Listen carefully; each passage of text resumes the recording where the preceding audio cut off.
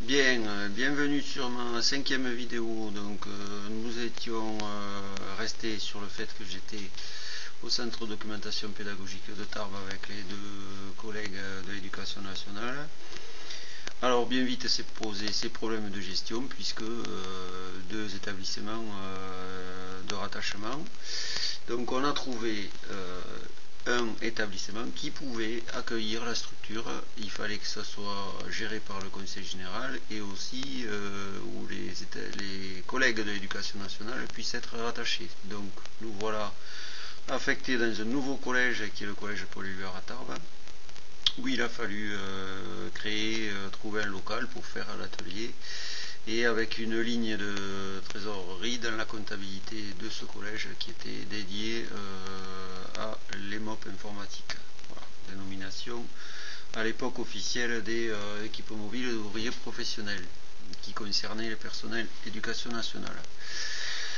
Donc c'était dans les années 96-97, donc puisqu'on est arrivé en 97 au collège Paul Éluard. Entre temps, j'avais été père 2 fois, puisque père d'un garçon, Pierre, en 92, et d'une fille en 96, Flore. Voilà, donc ça roulait, hein. En fait on ne se posait pas trop de questions sur le fonctionnement de la structure, qui moi me paraissait un peu des fois bizarre, parce que on avait juste un bilan annuel qui était fait avec une espèce de comité de gestion qui ne servait pas à grand chose d'ailleurs.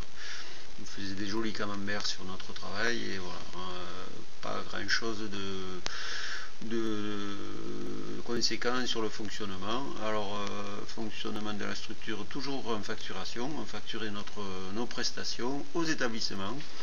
Il y avait aussi des conventions passées avec les collèges et les lycées.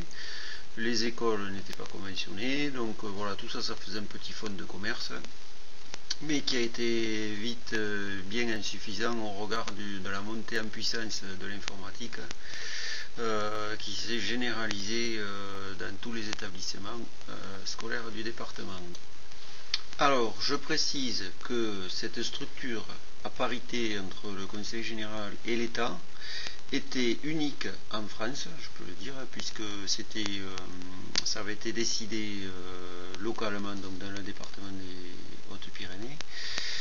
Dans l'académie de Toulouse, donc les autres départements avaient des structures qui n'avaient que du personnel de l'éducation nationale, donc des personnels TOS. Voilà, donc dans l'académie de Toulouse, un seul département avait une équipe à parité entre les collectivités territoriales et l'État. Donc c'était la structure au collège Paul Éluard de Tarbes. Voilà, donc je vais vous expliquer maintenant comment cette structure s'est transformée en EDAT, équipe d'aide à l'informatique de l'Académie de Toulouse, avec un changement de statut du personnel de l'État, puisque les TOS ont disparu dans les années après les années 2000. Voilà, donc je vais vous expliquer dans la prochaine vidéo comment il y a eu une restructuration au niveau des personnels de l'État. A bientôt.